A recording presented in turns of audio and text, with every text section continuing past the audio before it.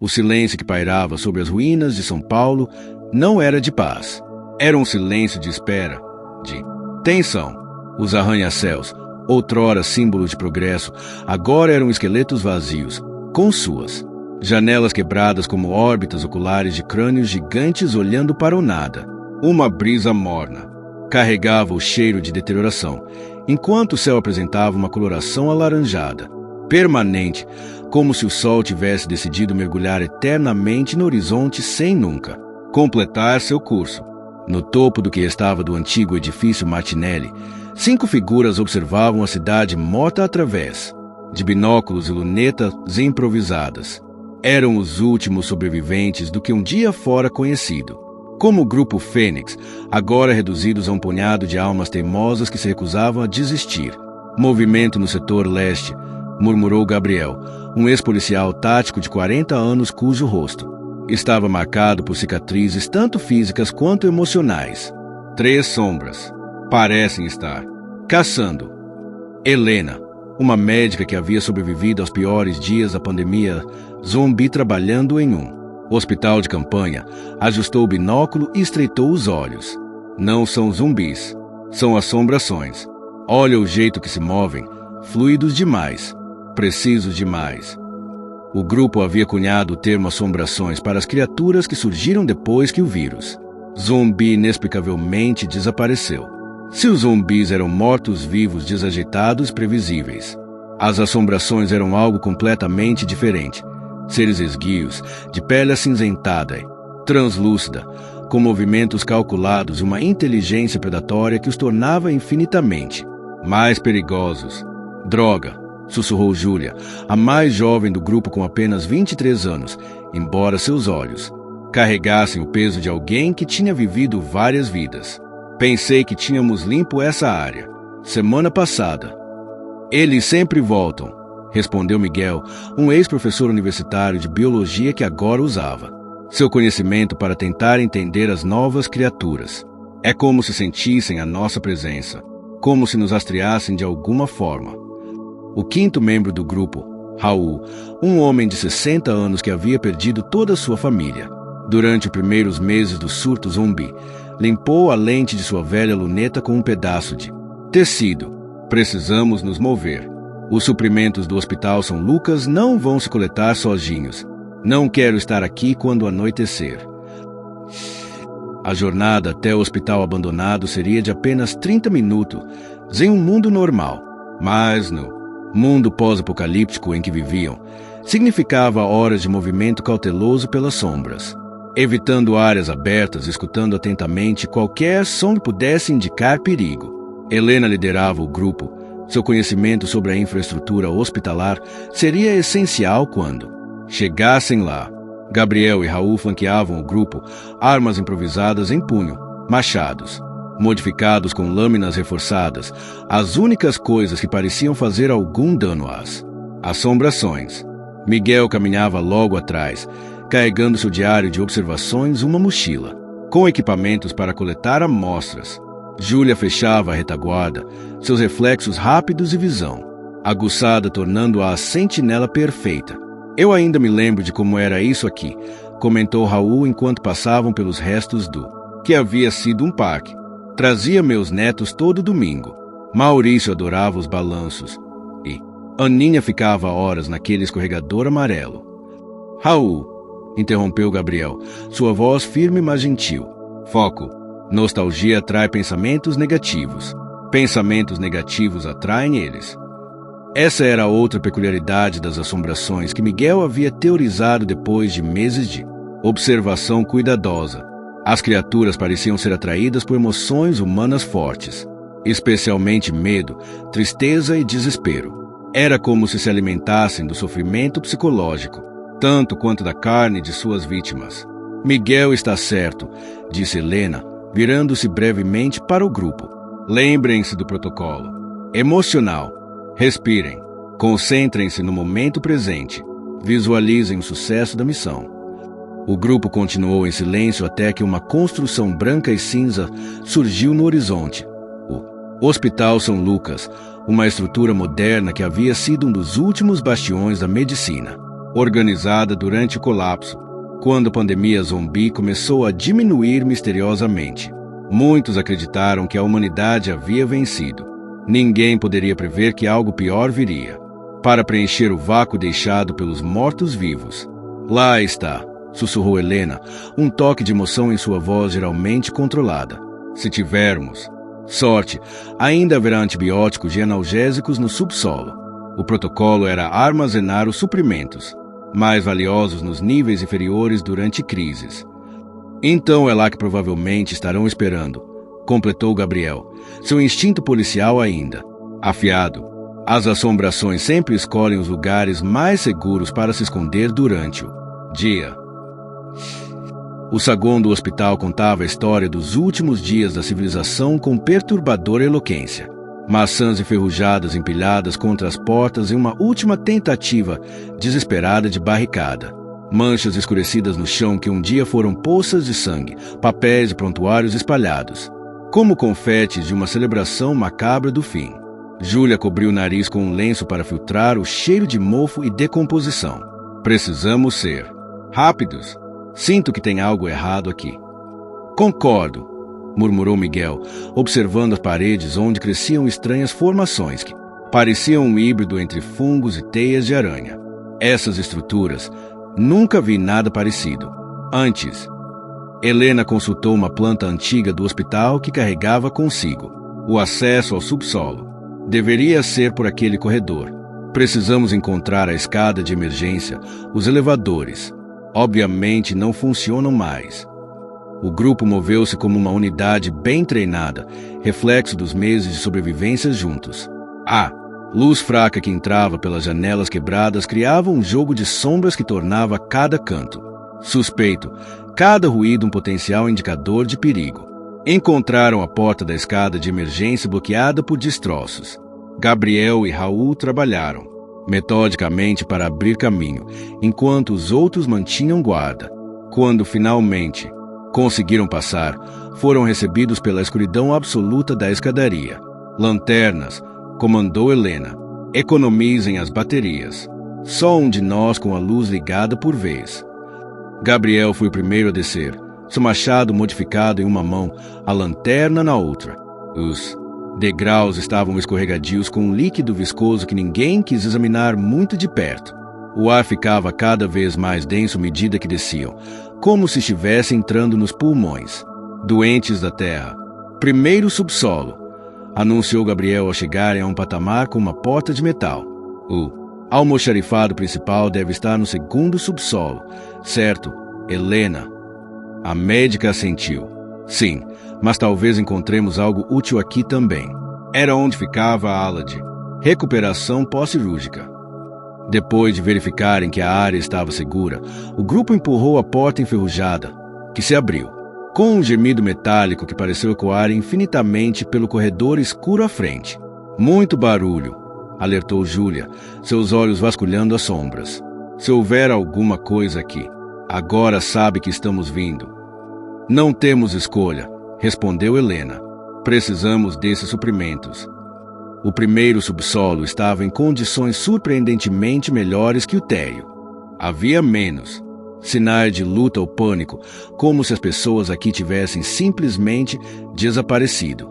As camas hospitalares ainda estavam arrumadas, equipamentos médicos cobertos por uma grossa camada de poeira ainda estavam em seus lugares. Miguel parou para examinar um estranho resíduo na parede.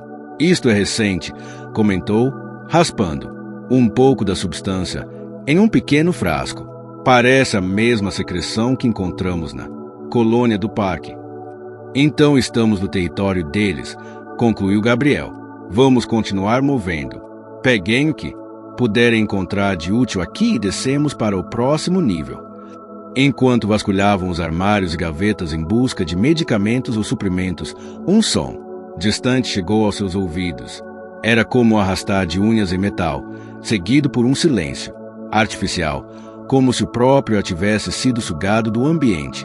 Eles sabem que estamos aqui, sussurrou Júlia, seu corpo tenso como uma corda de violino prestes a romper. O segundo subsolo era um mundo totalmente diferente.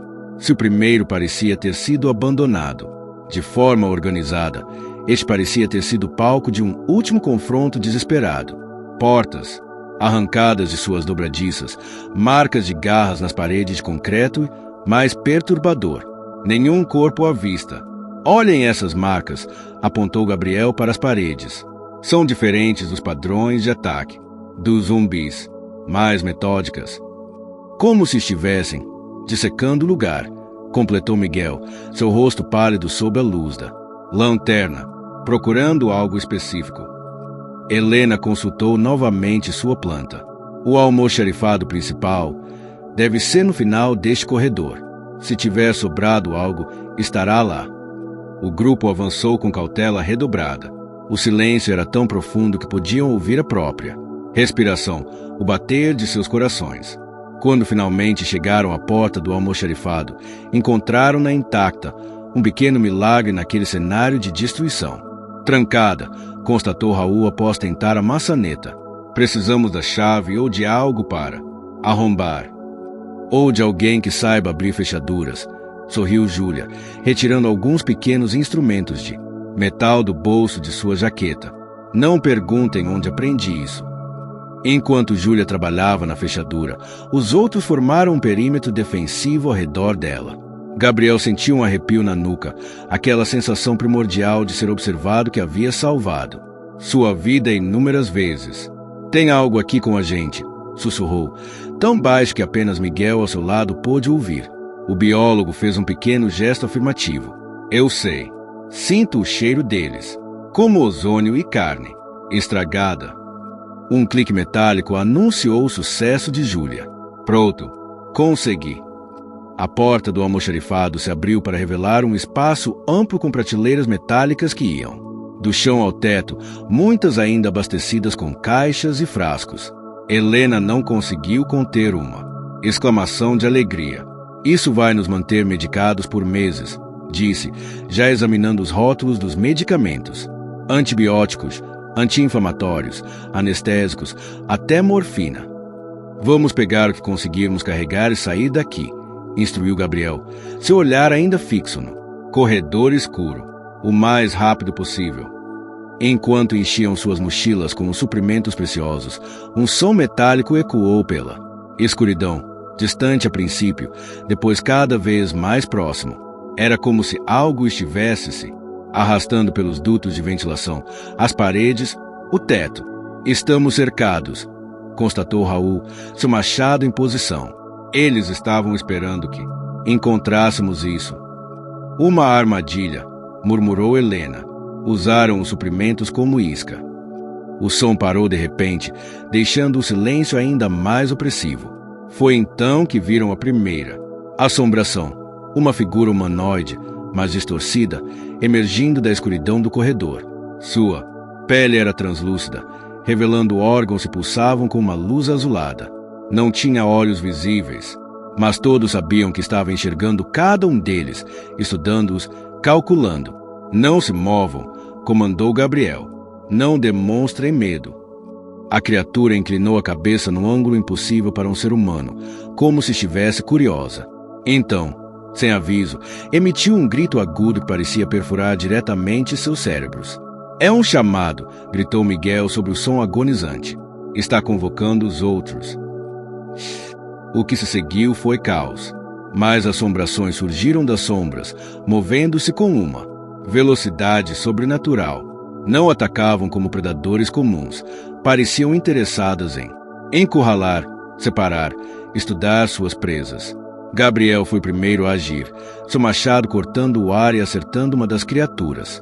A lâmina, reforçada, penetrou a carne translúcida, liberando um líquido azulado que brilhava no escuro.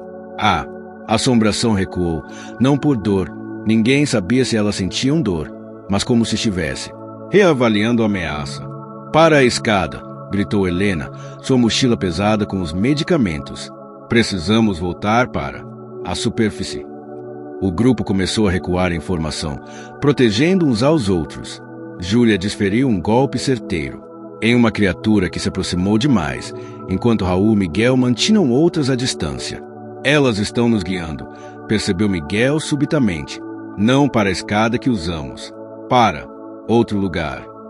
Estava certo. As assombrações, apesar de seus ataques, pareciam criar um caminho específico, bloqueando certas rotas e deixando outras livres. É uma escolha impossível, ofegou Helena. Seguimos para onde elas querem ou enfrentamos. Todas de uma vez.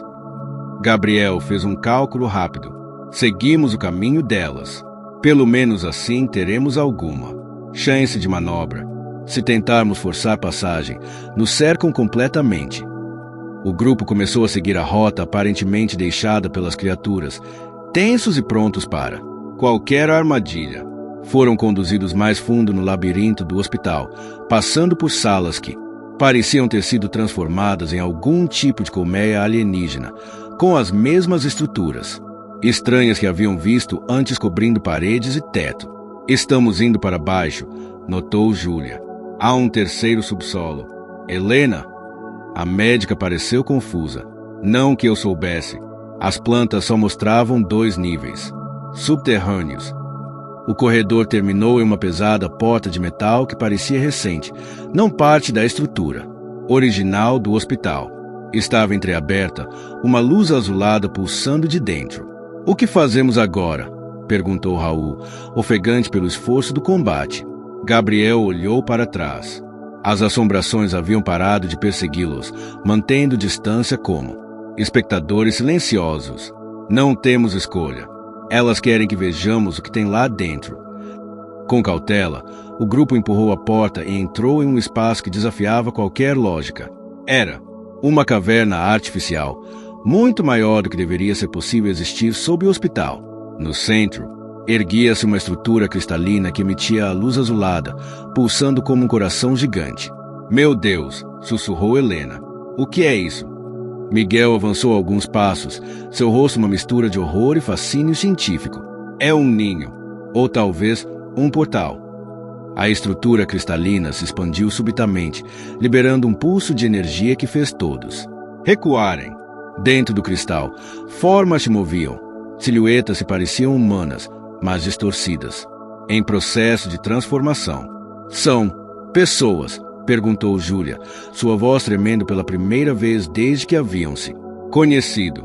Eram, respondeu Gabriel, finalmente entendendo. É isso que acontece com as vítimas das assombrações. Não são mortas, são transformadas. Uma das silhuetas dentro do cristal se moveu para a superfície, sua forma cada vez mais nítida. Era um rosto que Gabriel reconheceu imediatamente, um dos membros de seu grupo que haviam perdido meses atrás durante uma expedição. Lucas, murmurou, incrédulo. A figura sorriu, mas não era mais Lucas.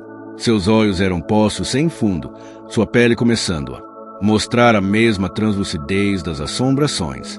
Vocês finalmente vieram, disse a criatura com a voz de Lucas, mas distorcida, como se muitas vozes falassem ao mesmo tempo. Estávamos esperando. Com cautela, o grupo empurrou a porta e entrou em um espaço que desafiava qualquer lógica. Era uma caverna artificial, muito maior do que deveria ser possível existir sob o hospital. No centro, erguia-se uma estrutura cristalina que emitia luz azulada, pulsando como um coração gigante. Meu Deus! Sussurrou Helena. O que é isso? Miguel avançou alguns passos, seu rosto uma mistura de horror e fascínio científico. É um ninho, ou talvez um portal. A estrutura cristalina se expandiu subitamente, liberando um pulso de energia que fez todos recuarem. Dentro do cristal, formas se moviam. Silhuetas que pareciam humanas, mas distorcidas, em processo de transformação.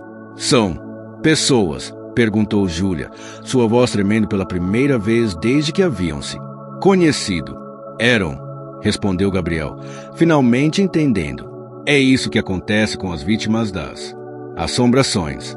Não são mortas, são transformadas. Uma das silhuetas dentro do cristal se moveu para a superfície, sua forma cada vez mais nítida. Era um rosto que Gabriel reconheceu imediatamente, um dos membros de seu grupo que haviam perdido meses atrás durante uma expedição. Lucas, murmurou, incrédulo. A figura sorriu, mas não era mais Lucas. Seus olhos eram poços sem fundo, sua pele começando a mostrar a mesma translucidez das assombrações. Vocês finalmente vieram, disse a criatura com a voz de Lucas, mas distorcida, como se muitas vozes falassem ao mesmo tempo. Estávamos esperando. O que vocês fizeram com ele? Exigiu Helena, horror e raiva misturados em sua voz. A criatura que um dia foi Luca inclinou a cabeça da mesma forma que as assombrações faziam. Nós não fizemos nada. Foi a evolução. Quando o vírus zumbi começou a morrer, deixou algo para trás, algo melhor. Melhor? Questionou Miguel, seus olhos científicos observando tudo, memorizando cada detalhe. Vocês estão sequestrando pessoas. Estamos salvando-as, corrigiu a criatura. O mundo de vocês acabou. A humanidade, como espécie, está condenada. Nós somos o próximo passo. Gabriel apertou o cabo de seu machado, sentindo a raiva crescer. O que você quer de nós? Por que nos trouxe aqui? A criatura que fora Lucas sorriu mais amplamente, revelando dentes que haviam começado a se transformar em algo afiado e inumano. Porque vocês são diferentes. Sobreviveram onde outros falharam, adaptaram-se, evoluíram à sua maneira. Queríamos ver se seriam dignos. Dignos de quê? Perguntou Raul, sua voz um sussurro rouco. De escolha, respondeu a criatura. A maioria das pessoas que encontramos está tão quebrada pelo medo e desespero que a transformação é uma misericórdia. Mas vocês podemos oferecer uma escolha genuína. O cristal pulsou novamente e imagens começaram a se formar em sua superfície.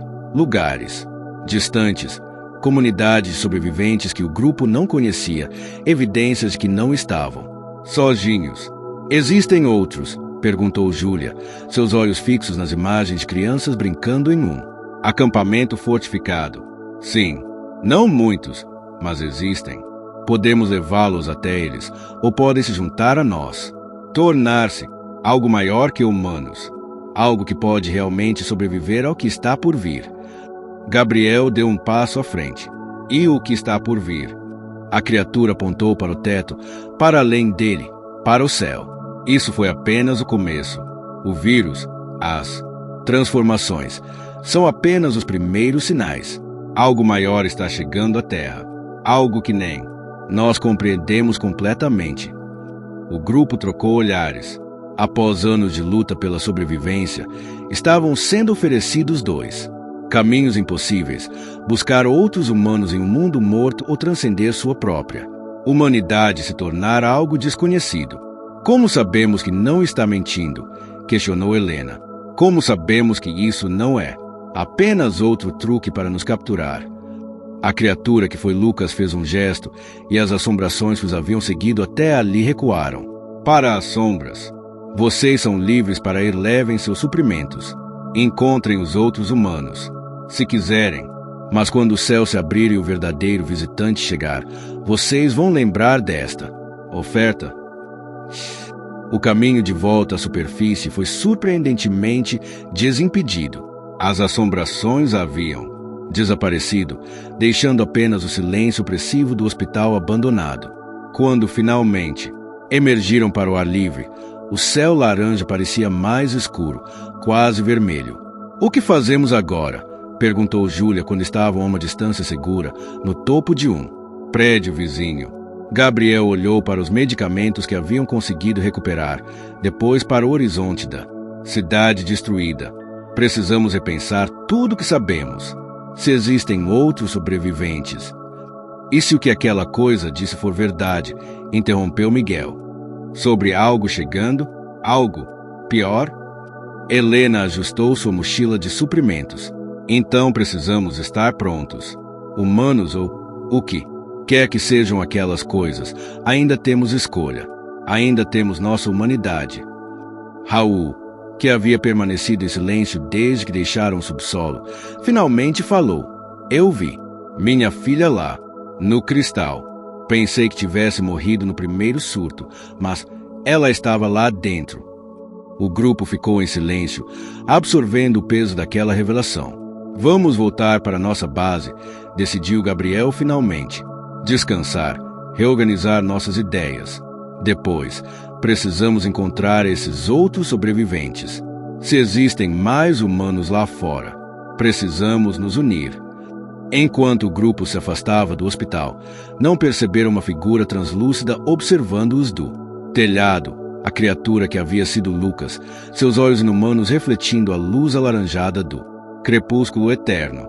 Até breve, velhos amigos, murmurou para si mesmo, sua voz um coro de sussurros.